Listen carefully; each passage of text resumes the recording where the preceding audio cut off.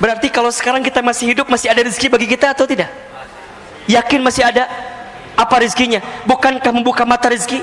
Bukankah bernapas rezeki? Bukankah kita melihat keluarga rezeki? Bukankah kita masih punya sahabat rezeki? Bukankah kita masih bisa menikmati hidup adalah rezeki? Jangan pernah membatasi rezeki pada sifat yang bentuknya materi saja. Terlalu kecil, terlalu kerdil kalau kita membatasi rezeki pada bab yang sifatnya rupiah saja, yang pada sifat duitnya saja. Gaji terbatas, tapi rezeki Allah tidak terbatas. Gaji ada selipnya, tapi rezeki tidak ada selipnya. Bismillahirrahmanirrahim. Assalamualaikum warahmatullahi wabarakatuh. Subhanallahi wa bihamdihi, subhanallahil azim, adada khalqihi wa ridha nafsihi wa zinata arshihi wa midada kalimatihi. Asyhadu an la ilaha illallah wahdahu la syarikalah wa asyhadu anna Muhammadan abduhu wa rasuluh.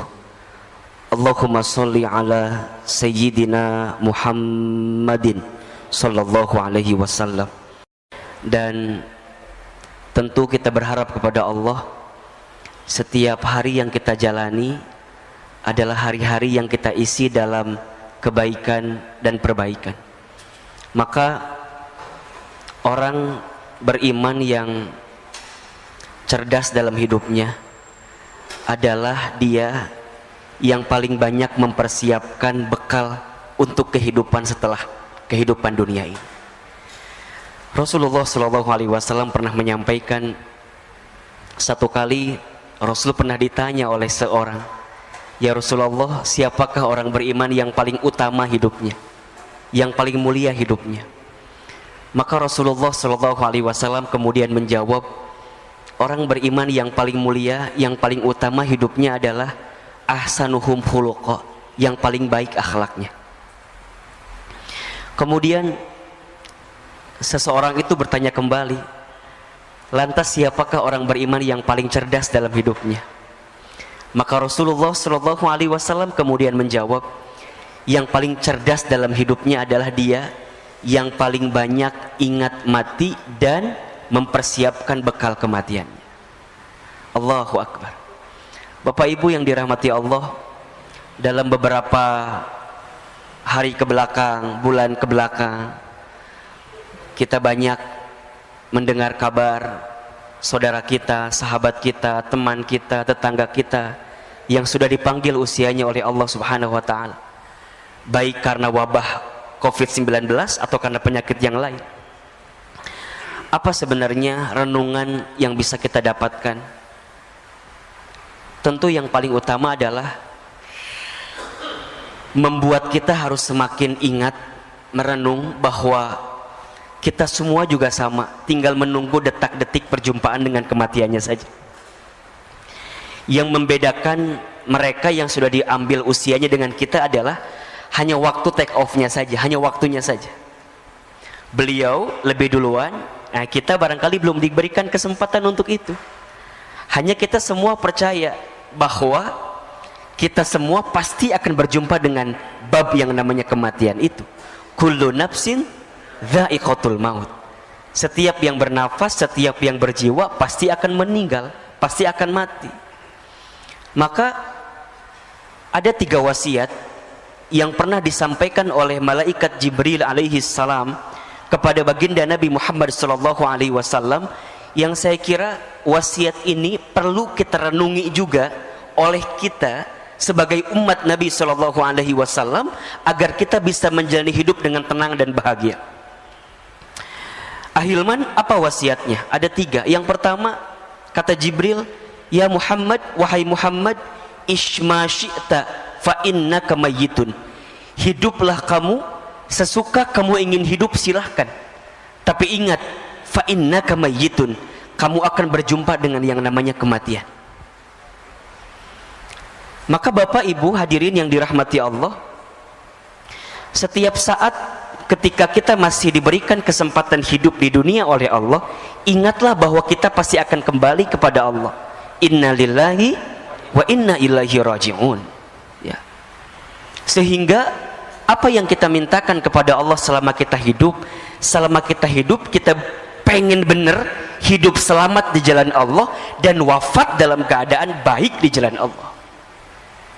Kan doa yang sering kita bacakan itu kan, Allahumma inna nas'aluka salamatan fid din wa afiyatan fil jasad wa ziyadatan fil ilmi wa barakatan fil rizqi wa taubatan qabla al maut wa rahmatan indal maut wa maghfiratan ba'dal maut. Allahumma hawwin alaina fi syakaratil maut wan najata minan nar wal afwa indal hisab.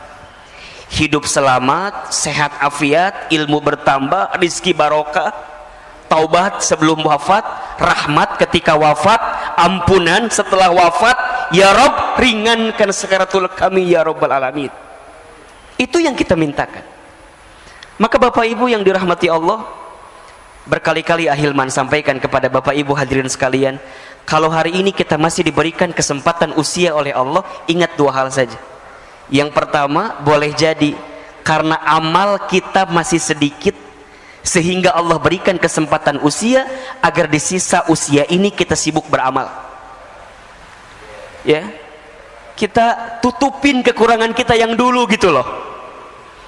Ustadz, dulu saya sering berbuat maksiat. Ustadz, dulu sering saya berbuat dosa. Oke, yang dulu pernah kita lakukan, tutup itu semua, bertaubat kepada Allah kalau salah. Kalau itu dosa, tinggalkan. Kalau itu maksiat, berhenti, bertaubat kepada Allah. Yakin, innallaha yuhibbut tawwabina wa yuhibbul mutatahhirin. Sesungguhnya Allah mencintai orang yang senantiasa bertobat. Kenapa dia bertobat? Karena dia tahu banyak dosa, kemudian dia mensucikan dirinya. Allah suka kepada orang yang bertobat, minta ampun, bertobat, minta ampun, bertobat, minta ampun. Allah suka, Bapak Ibu yang dirahmati Allah, hadirin yang dirahmati Allah. Maka tutup keburukan kita, tutup maksiat kita, tutup dosa kita. Dengan cara apa nutupinnya? Dengan kebaikan kita di waktu sekarang. Apa yang bisa jadi motivasi bagi kita? Bahwa kita semua pasti akan berjumpa dengan yang namanya kematian. Tidak ada nasihat yang paling luar biasa dalam kehidupan kita kecuali nasihat tentang zikrul maut, ingat kematian. Kita lagi futur, lagi down, lagi nggak semangat, Ustaz, lagi nggak semangat nih, ingat mati. Saat kita sedang istiqomah di jalan Allah, futur, kita lagi down, ingat kematian. Saat kita dakwah, kemudian kita menyerah, Ustaz, capek lah dakwah ini, udahlah biarin aja yang lain. Shh, ingat kematian. Nggak lama hidup di dunia ini, sebentar saja. Maka kalau kita masih diberikan kesempatan usia, ingat boleh jadi amal kita masih sedikit, sehingga kita isi dengan amal-amal kebaikan ke depan. Atau yang kedua, boleh jadi karena dosa kita masih banyak, sehingga di sisa usia ini Allah minta kepada kita untuk banyak minta ampun, bertobat kepada Allah Subhanahu wa ta'ala. Maka perintah Nabi jelas sekali kan? Jelas sekali. Ya, bertakwalah kalian kepada Allah haitsuma kunta, dimanapun kalian berada. Kemudian wa'at bi'is sayyi'ata bil hasanati tamhuha, dan ikutkanlah keburukan dengan kebaikan, maka niscaya kebaikan yang kamu lakukan bisa menutupi keburukanmu di masa lalu. Dan hadirkanlah akhlak yang baik selama hidup dengan akhlak yang Allah sukai dan senangi dalam kehidupan ini. Makanya kalau orang yang dalam hidupnya masih sering mohon maaf, nyakitin orang gitu ya, ngomongin orang, nyinggung orang, zolimin orang, nipu orang, maka dia yang ingat dengan mati benar-benar akan hati-hati dengan apa yang dia lakukan dalam hidup. Kenapa?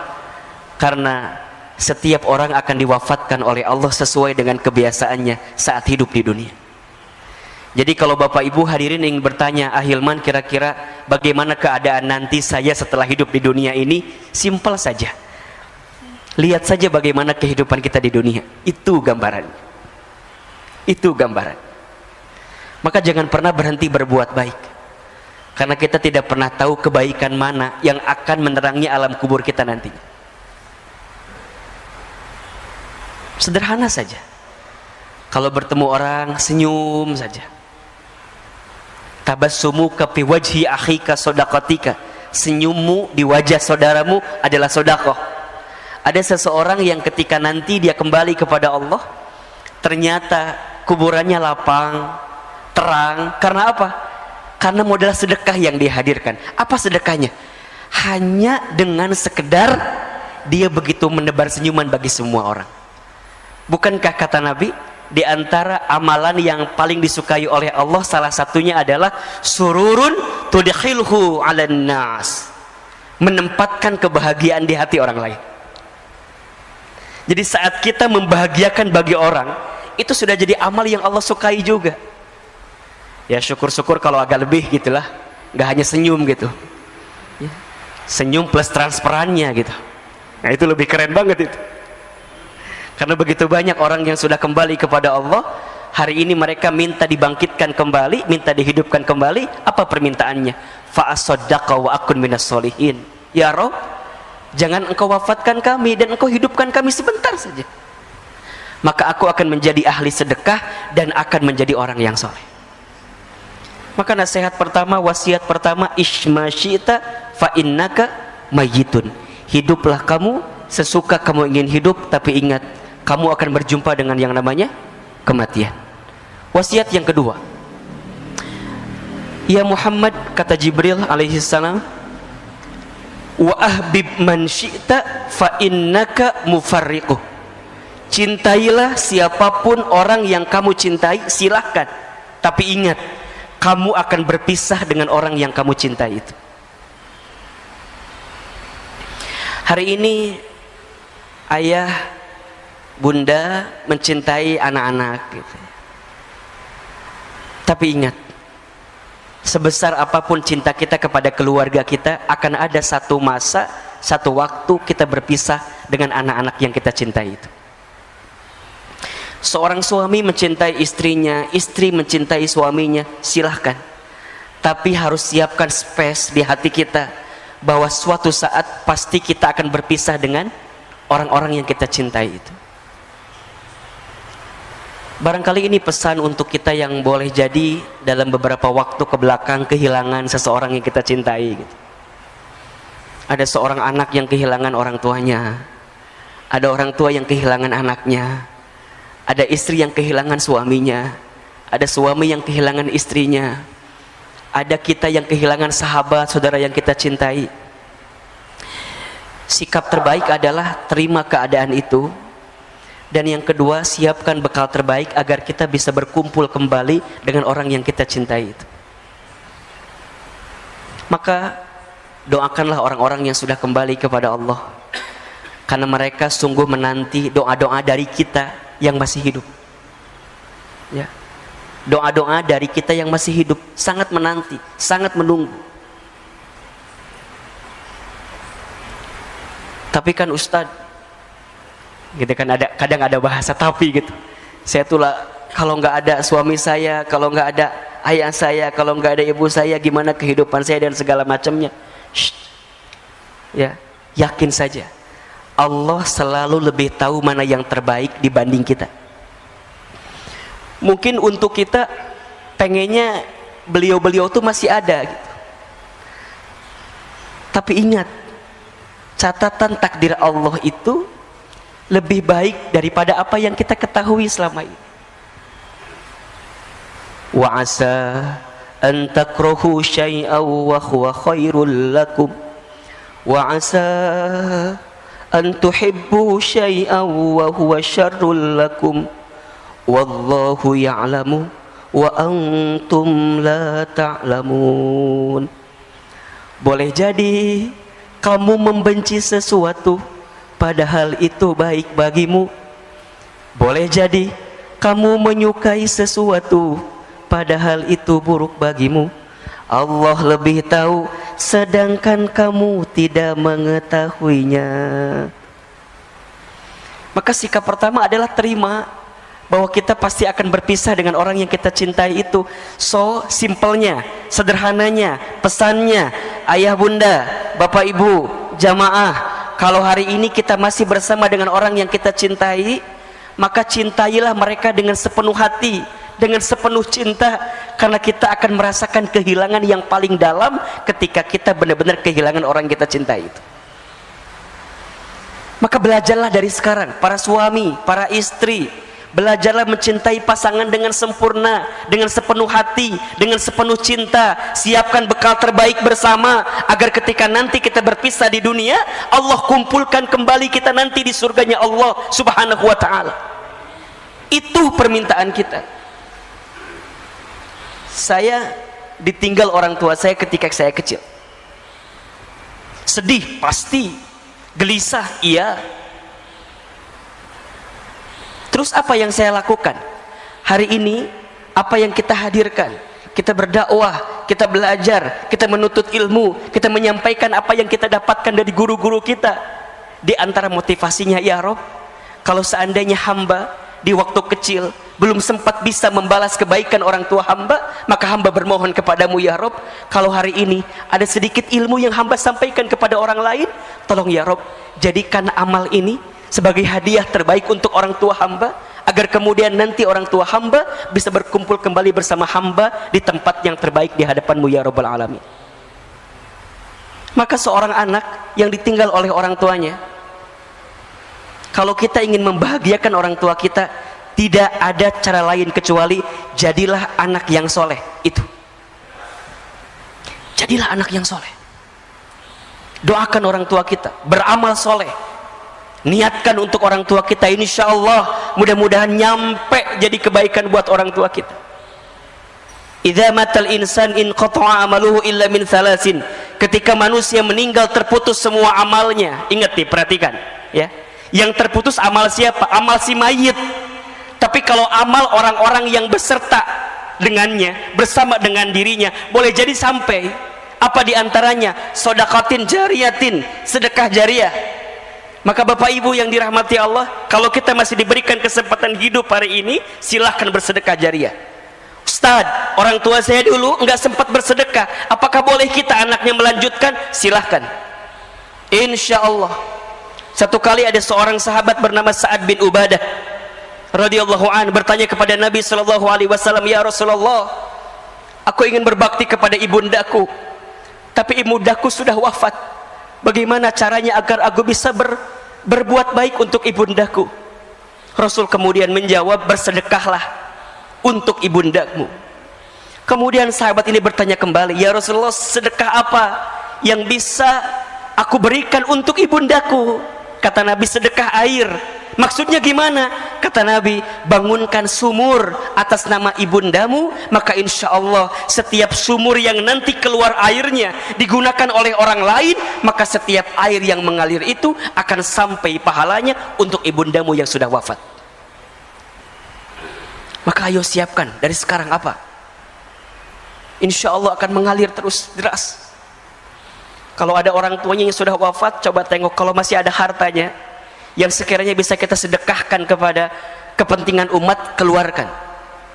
Baik itu masjidnya kah, baik itu fasilitas yang ada di masjidnya kah, karpetnya, AC-nya, kipas anginnya, gentengnya, lantainya, semua niatkan. Insya Allah itu jadi kebahagiaan buat orang tua kita yang sudah kembali kepada Allah. Aw ilmin yuntafa'uh bih, ilmu yang diamalkan tidak akan pernah terputus. Sampai yang ketiga, waladin solihin yad'ulah, anak soleh yang mendoakan.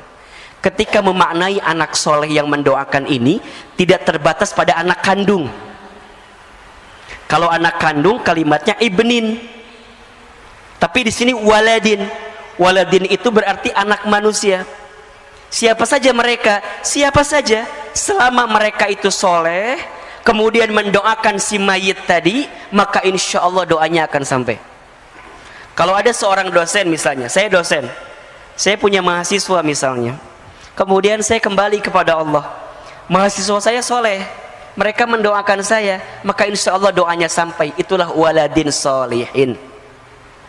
Kalau ada seorang bos, seorang atasan, punya karyawan, kemudian atasan ini kembali kepada Allah, wafat, karyawannya soleh, kemudian karyawannya mendoakan bagi si bos yang tadi meninggal, maka doanya sampai. Apa syaratnya?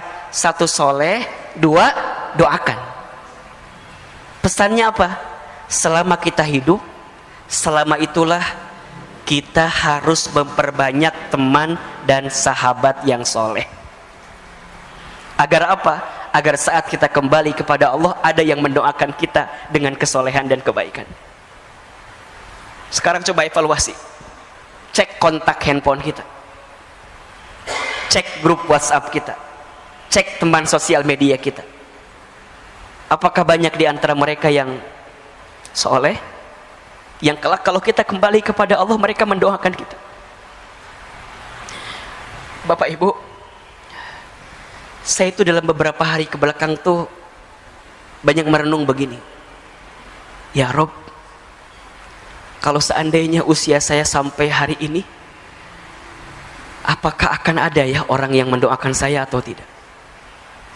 Apakah akan ada orang yang membuatkan ID Zoom kemudian mendoakan saya dalam Zoom yang diundang melalui Zoom yang hari ini sering kali kita lihat?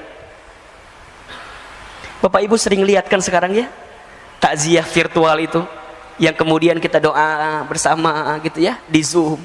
Sekarang pertanyaannya adalah, kalau Bapak Ibu yang kembali kepada Allah, apakah akan ada orang yang mendoakan itu? Apakah akan ada orang yang join bersama Zoom yang diundang oleh keluarga kita atau tidak? Coba renungi ini. Coba renungi ini. Maka kita semua pasti akan berpisah Bapak Ibu.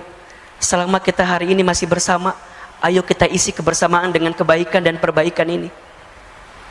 Gak boleh ada lagi iri, dengki, hasud, hasad. Gak boleh lagi, berhenti. Mau sampai kapan?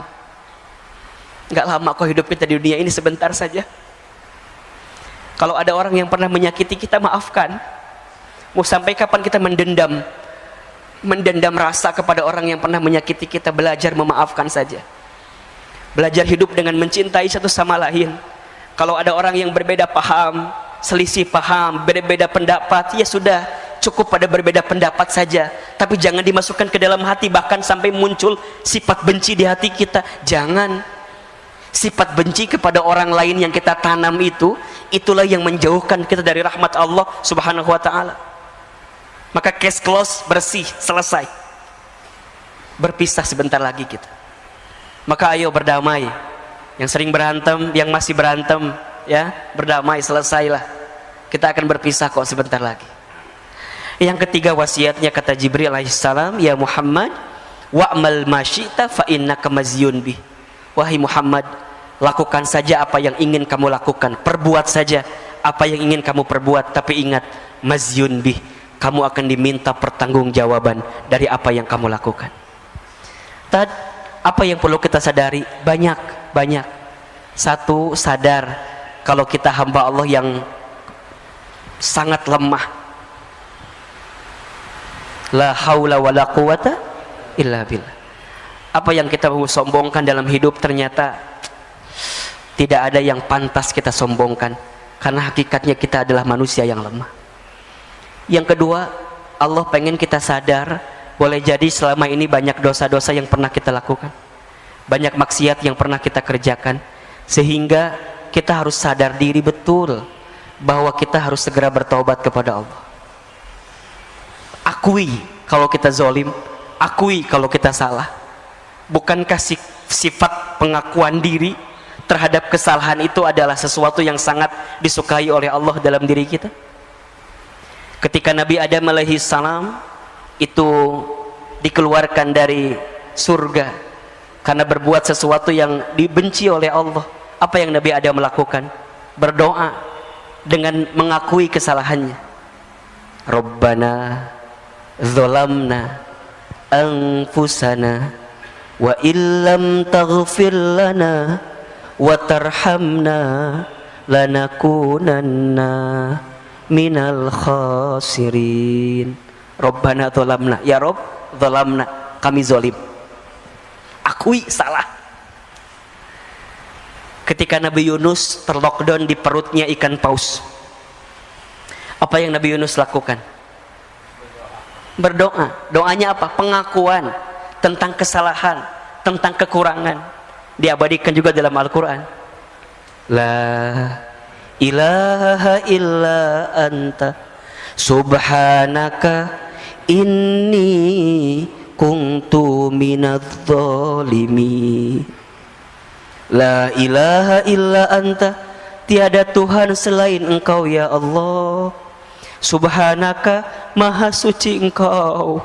Inni, sesungguhnya aku, kuntu minadz zalimin, aku berada dalam golongan orang-orang yang zalim, salah. Akui kalau kita banyak dosa, akui kalau kita banyak salah, sadar diri. Wa ma asabakum min musibatin fabima kasabat aydikum wa ya'fu an katsir. Dalam surat Asy-Syura ayat 30 Allah sampaikan, dan apa-apa musibah yang menimpa kamu sekalian itu disebabkan oleh apa? Oleh ulah perilaku tangan kamu sekalian. Tuh. Berarti apa Ustaz? Kita banyak dosa? Iya, banyak salah. Siapa yang paling banyak dosanya? Saya. Gitu. Siapa yang paling banyak dosa? Siapa yang paling banyak dosa? Siapa yang paling banyak dosa? Saya. Jangan sibuk dengan aib orang, jangan sibuk dengan dosa orang lain. Sibuklah dengan dosa kita, karena kita banyak dosa. Terus gimana Ustadz? Ya, walaupun kita banyak dosa, kita yakin Allah Maha Pengampun. Kan itu.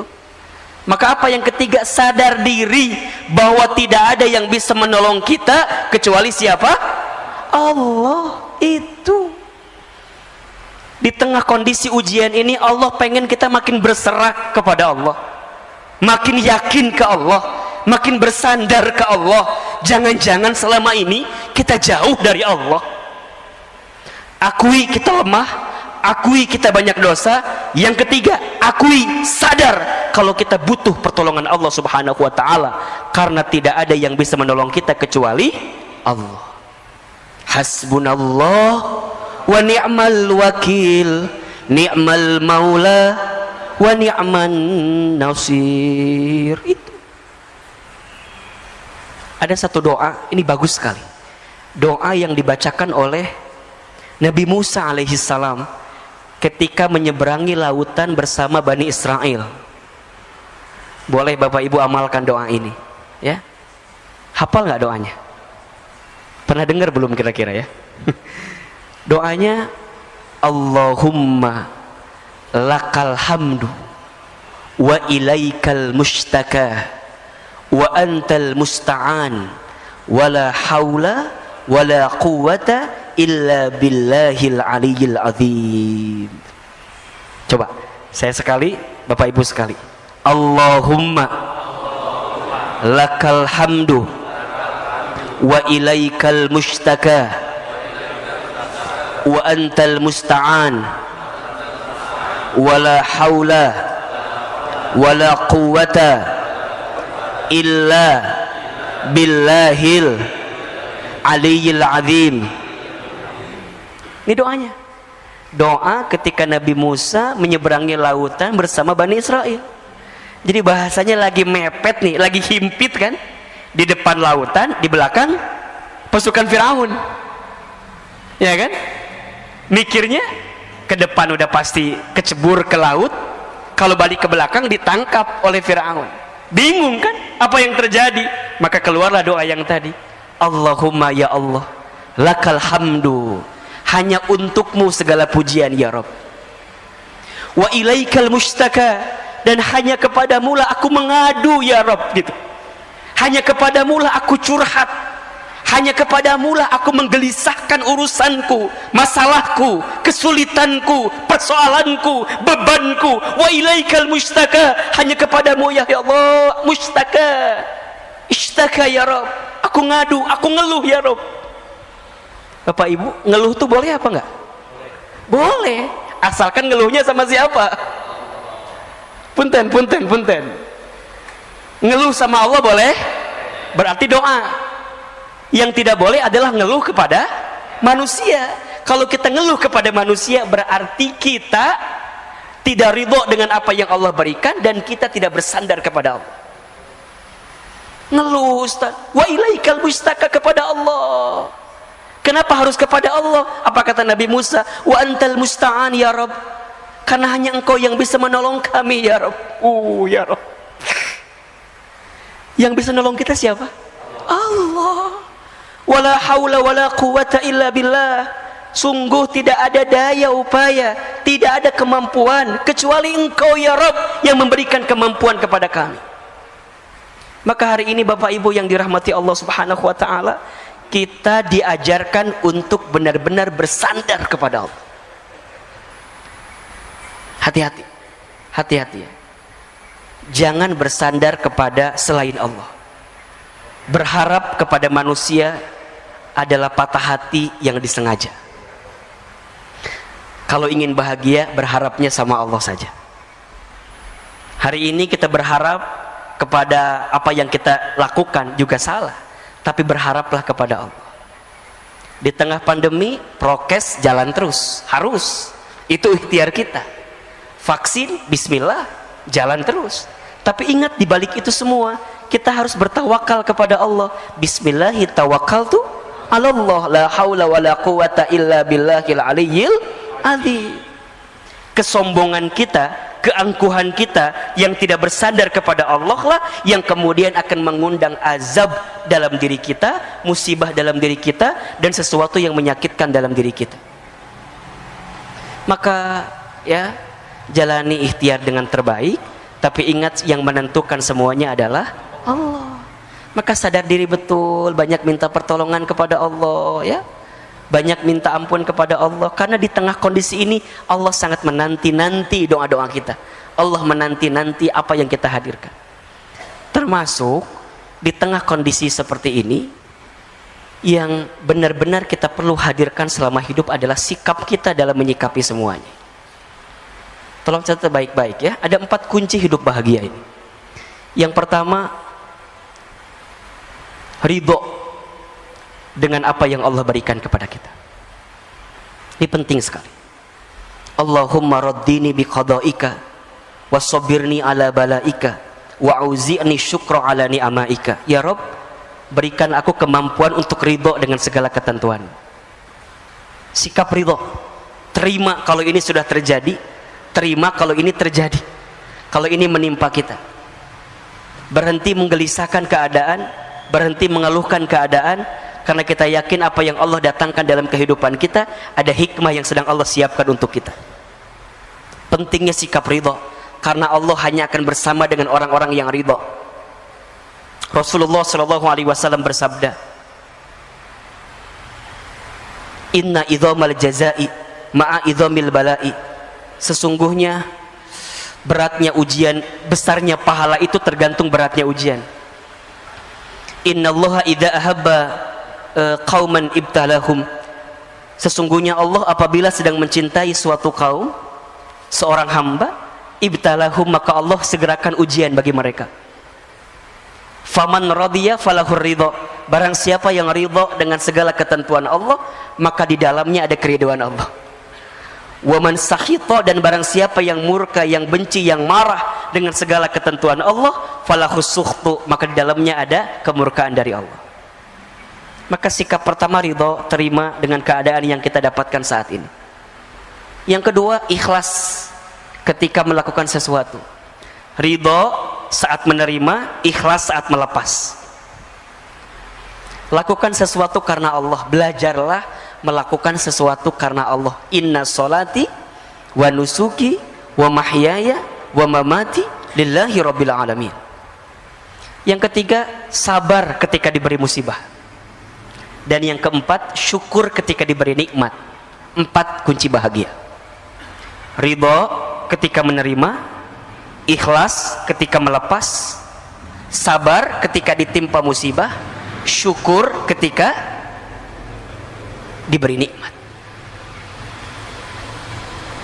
Termasuk hari ini boleh jadi ada di antara kita yang sedang gelisah dengan urusan rezeki ya. Karena bab kita bicara tentang bekerja gitu ya. Saya mohon izin, mungkin tadi di awal-awal lebih banyak kepada konteks menyadari kita tentang keadaan pandemi ini gitu ya. Nah, di tengah kondisi kita saat ini, saya tahu kita hari ini sedang banyak gelisah dengan urusan rezeki. Betul apa enggak? Betul? Banyak orang yang mungkin mohon maaf ya, harus di PHK, diberhentikan, dirumahkan. Ada nggak? Banyak. Ada orang yang omset bisnisnya berkurang. Ada? Ada. Gelisah wajar, resah wajar. Yang tidak boleh apa? Berlebihan dalam kegelisahan, dan gelisahnya sama siapa, itu yang tidak boleh. Kalau kita mengadukan kondisi ini kepada Allah, sah-sah saja, boleh-boleh saja. Tapi terlalu sayang kalau air mata kita menetes hanya untuk urusan dunia yang kecil saja gitu. Karena dunia ini bukan sesuatu yang tanda kutip ya, benar-benar utama dalam hidup gitu loh. Perintah Allah kepada kita dalam urusan dunia apa coba? Wala tansa nasibaka minad dunia. Jangan lupakan urusan dunia. Kalau jangan lupakan gimana? Ya udah biasa aja gitu. Yang paling utama apa? Wabtaghi fima atakallahu darul akhirah wala tansa nasibaka minad dunia, kan begitu. Dan carilah keutamaan akhirat. Jadi utamanya apa? Akhirat. Dunianya apa? Wala tansa nasibaka minad dunia. Jangan lupakan urusan dunia gitu.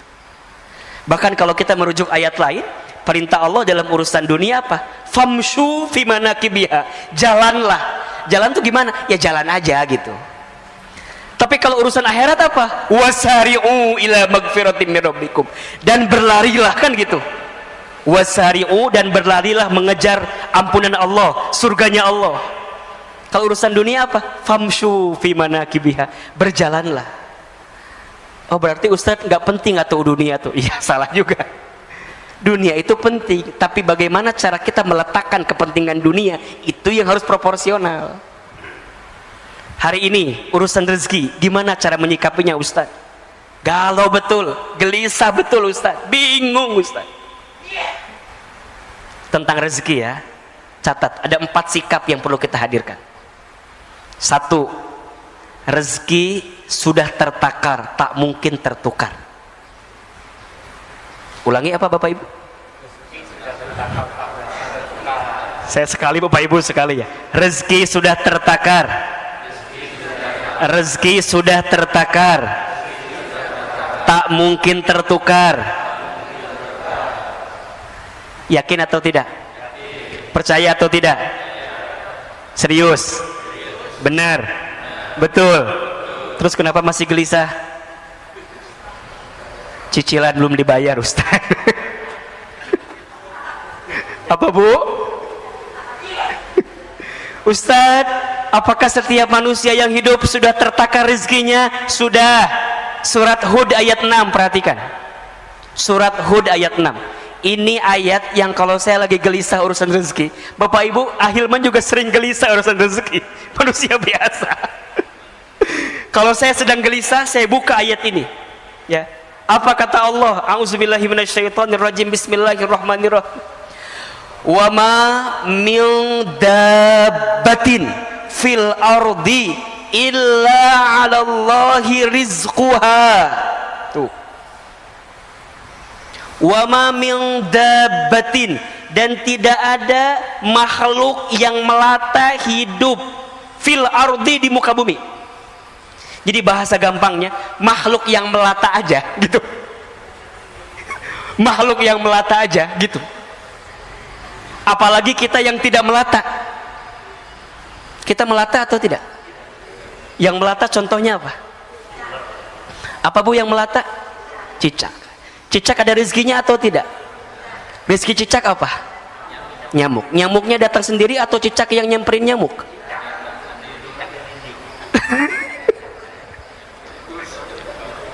Yang nyamperin nyamuk ke cicak atau cicak ke nyamuk? Cicak-cicak di dinding diam-diam merayap. Terus? Oke. Jadi yang datang nyamuk atau cicak? Tadi katanya cicak.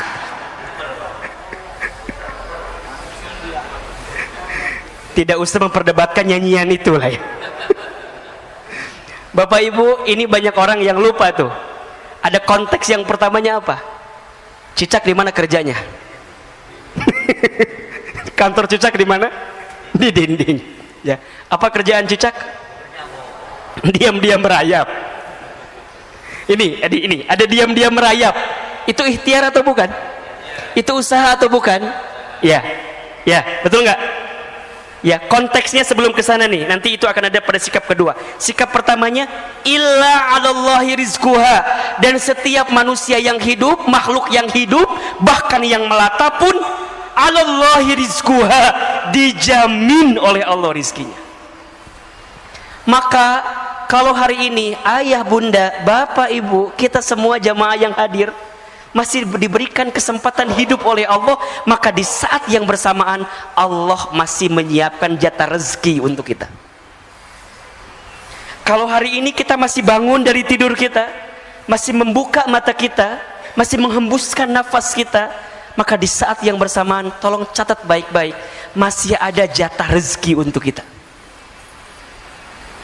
Karena seseorang tidak akan pernah diwafatkan oleh Allah sebelum habis jatah rezekinya. Berarti kalau sekarang kita masih hidup, masih ada rezeki bagi kita atau tidak? Yakin masih ada? Apa rezekinya? Bukankah membuka mata rezeki? Bukankah bernapas rezeki? Bukankah kita melihat keluarga rezeki? Bukankah kita masih punya sahabat rezeki? Bukankah kita masih bisa menikmati hidup adalah rezeki? Jangan pernah membatasi rezeki pada sifat yang bentuknya materi saja. Terlalu kecil, terlalu kerdil kalau kita membatasi rezeki pada bab yang sifatnya rupiah saja, yang pada sifat duitnya saja. Gaji terbatas, tapi rezeki Allah tidak terbatas. Gaji ada selipnya, tapi rezeki tidak ada selipnya. Gaji ada tanggal bulannya, tapi rezeki tidak ada tanggal bulannya. Setuju atau tidak? Yakin? Paham? Jadi kalau hari ini kita masih hidup, masih ada rezeki atau tidak? Tuh, kenapa insya Allah jawabannya? Kadang-kadang insya Allah nggak yakin gitu loh. Yakin. Maka apa sifat yang kedua sikapnya? Ikhtiar. Wa alaysa lil insani illa ma sa'a, dan seseorang tidak akan mendapatkan sesuatu kecuali apa yang diusahakannya. Gitu. Maka yakin di hati rizkinya masih ada, tapi jangan diem. Ah, tenang aja lah. Udah ada kok. Nggak bisa. Kerja, jalan, ikhtiar, usaha. Tapi kan Ustadz usaha apa tuh sekarang mah? Nah, ada nggak bahasa kayak gitu tuh? Ustadz usaha apa sekarang mah? Nggak ada Ustadz. Yang ada malah kita di PHK Ustadz. Ada nggak yang kayak gitu tuh? Berhenti, ganti kalimatnya. Bapak Ibu hadirin yang boleh jadi hari ini diberhentikan dari pekerjaannya, boleh jadi ini adalah waktu kita untuk memulai usaha atau dagang kita. Ayo belajar saja, bekerja saja apa yang bisa kita hadirkan. Kalau ada teman kita misalnya, mohon maaf, yang dia punya barang apa, kita bilang boleh nggak saya jadi resellernya, jualan. Kita punya banyak teman di kontak kita. Masa sih dari sekian banyak teman nggak ada yang mau beli? Dari 500 teman kita di sini, coba tawarin aja dulu dah. Masa nggak nyangkut 1-2 mah? Itu ikhtiar kita. Tapi konteksnya ingat yang pertama, dalam ikhtiar jangan menuhankan ikhtiar. Jelas nggak kira-kira? Jangan menuhankan ikhtiar, tetap menuhankannya Allah. Ikhtiar kita hanyalah wasilah kita saja untuk menunaikan apa yang Allah perintahkan kepada kita. Ada yang nanya gini, Ahilman, iya, kan katanya rezeki sudah tertakar, tak mungkin tertukar, sudah dijamin. Terus untuk apa kita bekerja? Ada nggak yang suka nanya begitu tuh? Ini pertanyaan pasrah namanya tuh. Coba saya mau tanya, Bapak Ibu, kenapa kita masih bekerja? Kenapa kita masih berusaha? Hah? Karena itu ikhtiar. Kenapa harus ikhtiar? Kan katanya rezeki sudah dijamin.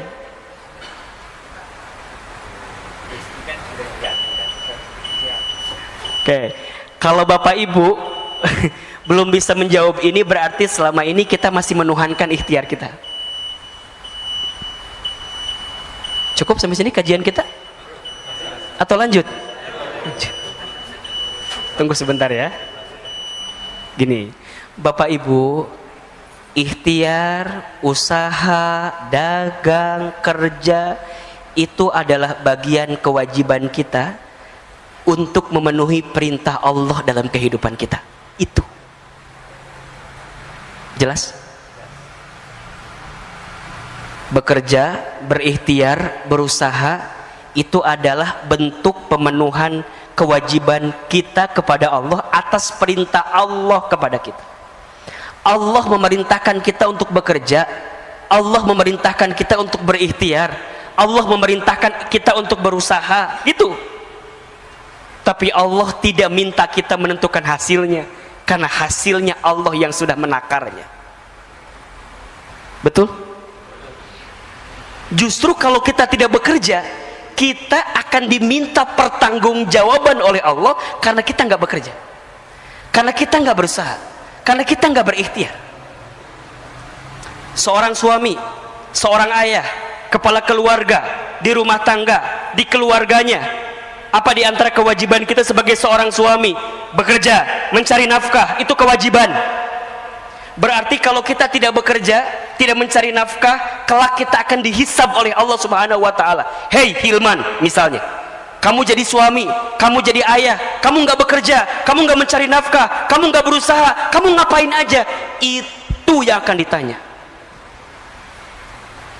Jadi hari ini kita bekerja, hari ini kita berusaha adalah bentuk pemenuhan kewajiban kita kepada Allah. Ya Rob, hamba bekerja, hamba berikhtiar, tapi hamba yakin ya Rob, hasilnya Engkau yang menentukan segalanya. Maka disinilah harus ada sikap yang benar-benar confirm gitu loh. Rizki Allah yang jamin, kita hanya berikhtiar menjalankannya. Nah, tinggal nanti yang ketiga, ikhtiar yang seperti apa yang Allah sukai, kan begitu. Ikhtiarnya adalah ikhtiar yang tidak membuat kita jauh dari Allah. Ikhtiar apa? Ikhtiar dengan kekuatan takwa kepada Allah. Maka dalam dia ikhtiar, apa yang dia perhatikan? Bukan banyak sedikitnya harta yang dia dapatkan, bukan. Apa yang dia pikirkan? Halal haramnya, berkah tidaknya, surga nerakanya, baik tidaknya, itu yang dia pikirkan. Bukan banyak sedikit, tapi yang dia pikirkan, ini berkah nggak ya? Ini halal tidak ya? Itu jadi pertimbangan betul. Kenapa?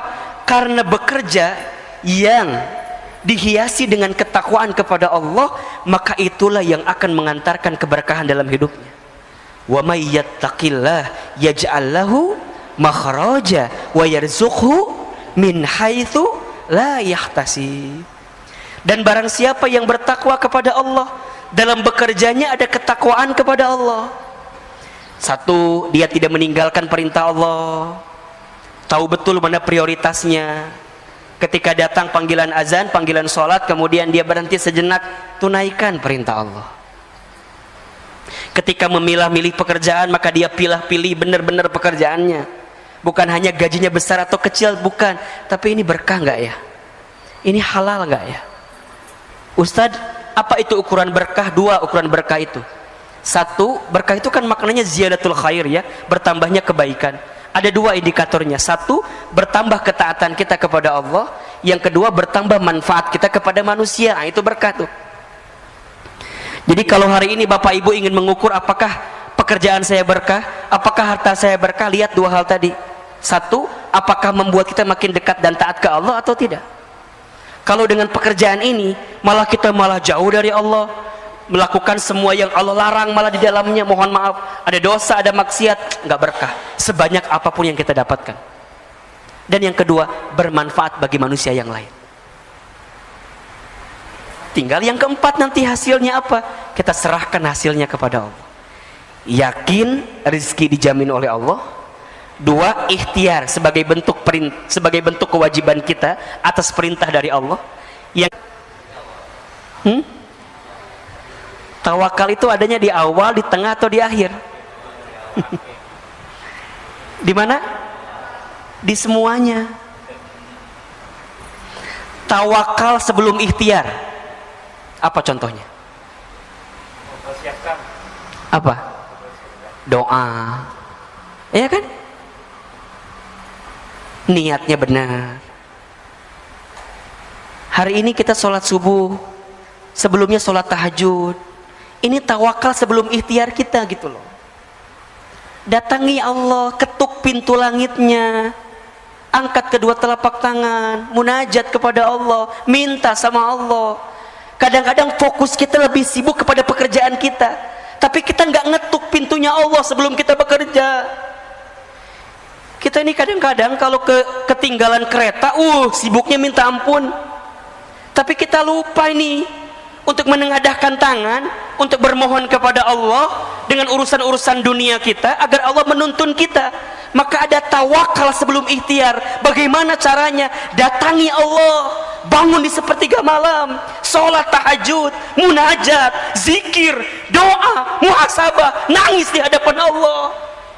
Mohon maaf, kalau kita menginginkan sesuatu tapi masih belum terbukti dengan sholat tahajud kita, berarti kita masih belum serius, belum bersungguh-sungguh menginginkan sesuatu yang kita mintakan kepada Allah.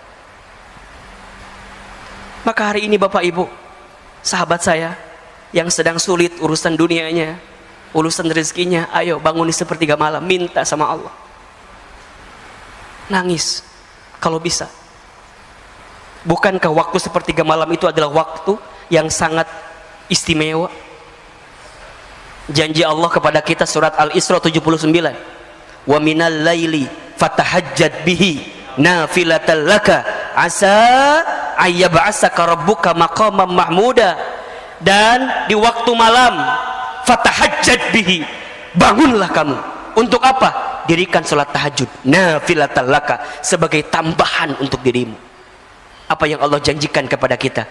Asa ayyab'asaka rabbuka maqaman mahmuda. Maka niscaya Allah akan angkat derajat hidupmu maqaman mahmuda, ke tempat yang mulia. Ayo bangun, bangun.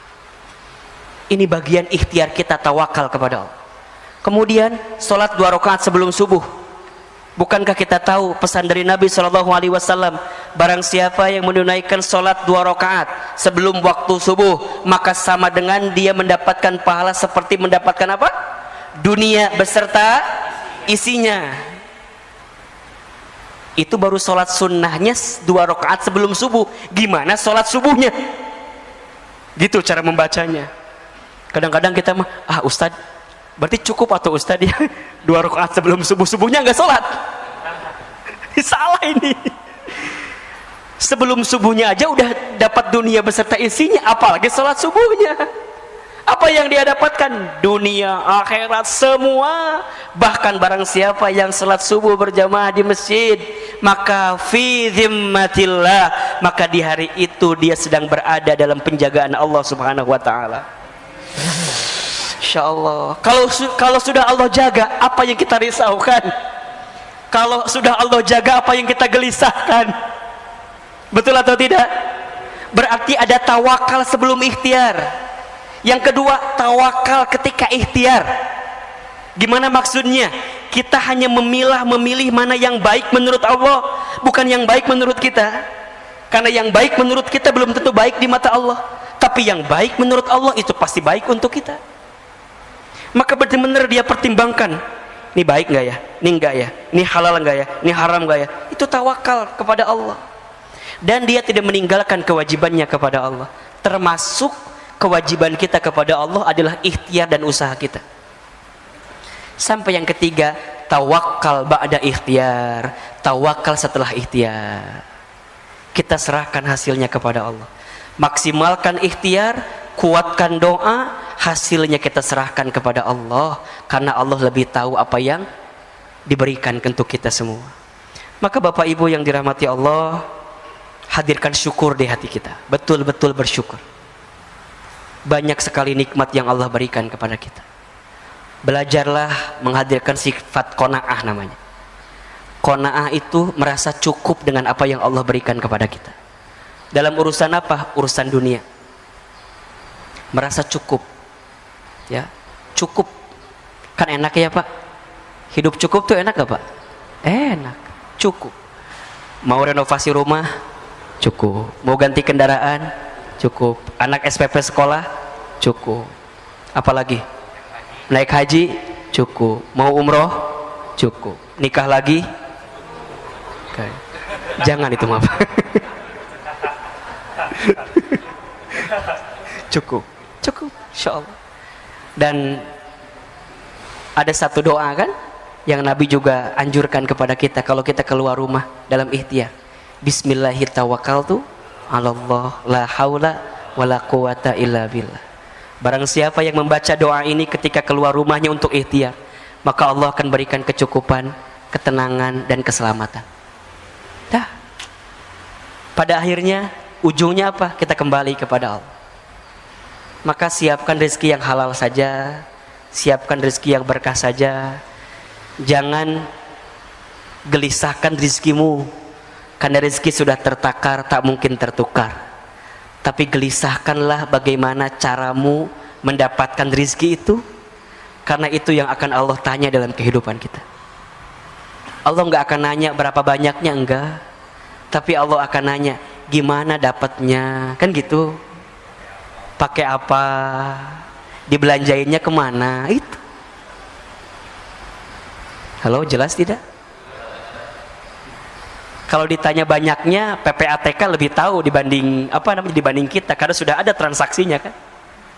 Ya enggak? Kita mau nyumbang berapa triliun sekarang? Oh, enggak ada ya? Enggak bisa lah.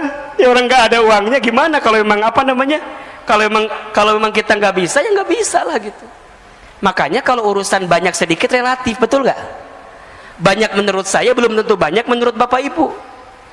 Coba saya mau tanya, 1 miliar itu banyak atau sedikit? Tergantung siapa yang ngelihat. Betul nggak? Bagi saya, banyak banget. Banyak banget.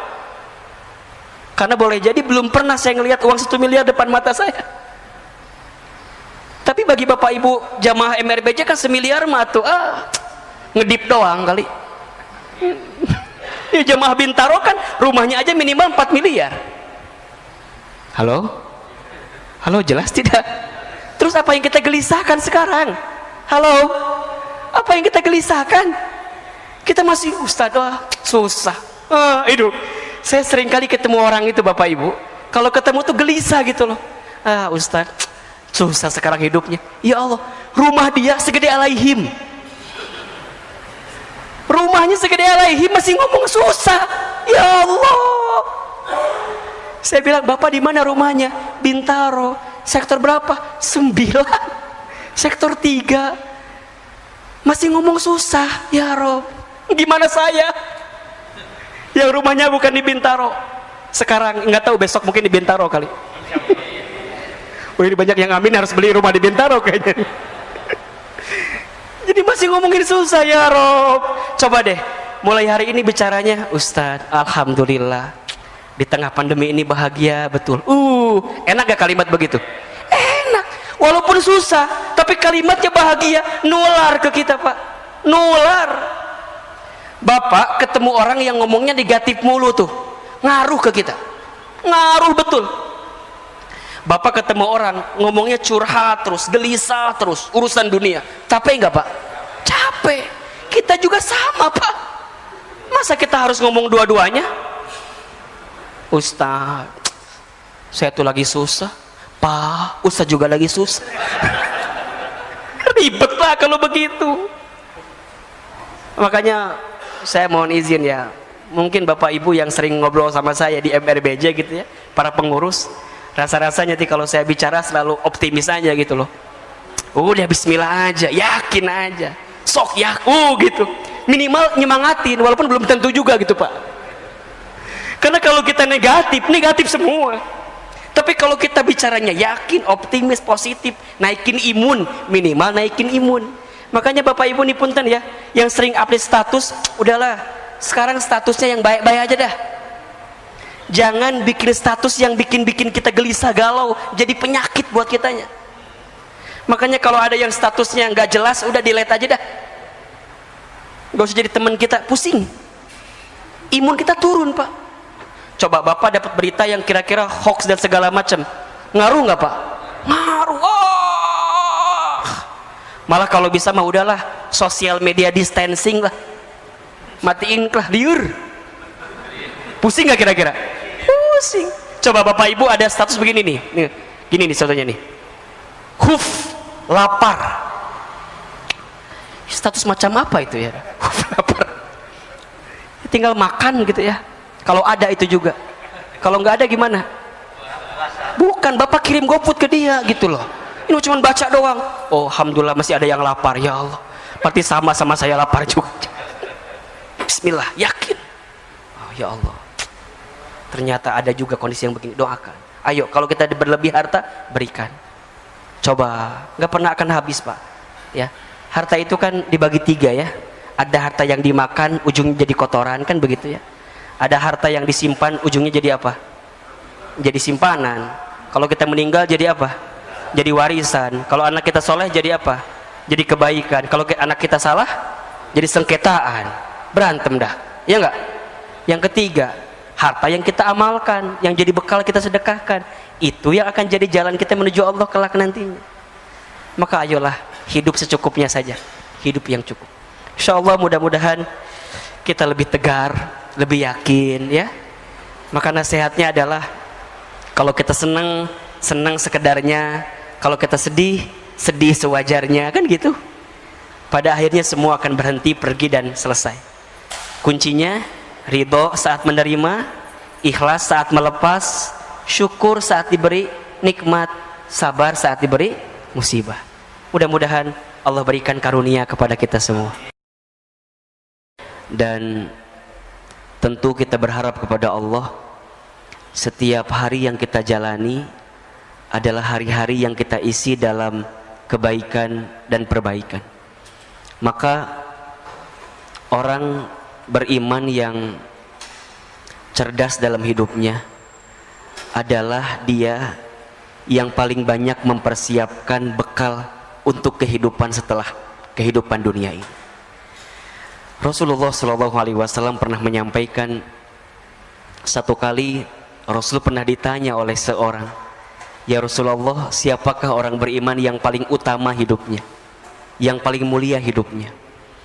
Maka Rasulullah SAW kemudian menjawab, orang beriman yang paling mulia, yang paling utama hidupnya adalah ahsanuhum khuluqa, yang paling baik akhlaknya. Kemudian seseorang itu bertanya kembali, lantas siapakah orang beriman yang paling cerdas dalam hidupnya? Maka Rasulullah SAW kemudian menjawab, yang paling cerdas dalam hidupnya adalah dia yang paling banyak ingat mati dan mempersiapkan bekal kematiannya. Allahu Akbar. Bapak Ibu yang dirahmati Allah, dalam beberapa hari kebelakang, bulan kebelakang, kita banyak mendengar kabar saudara kita, sahabat kita, teman kita, tetangga kita yang sudah dipanggil usianya oleh Allah Subhanahu wa taala, baik karena wabah COVID-19 atau karena penyakit yang lain. Apa sebenarnya renungan yang bisa kita dapatkan? Tentu yang paling utama adalah membuat kita harus semakin ingat, merenung bahwa kita semua juga sama, tinggal menunggu detak-detik perjumpaan dengan kematiannya saja. Yang membedakan mereka yang sudah diambil usianya dengan kita adalah hanya waktu take off-nya saja, hanya waktunya saja. Beliau lebih duluan, nah kita barangkali belum diberikan kesempatan untuk itu.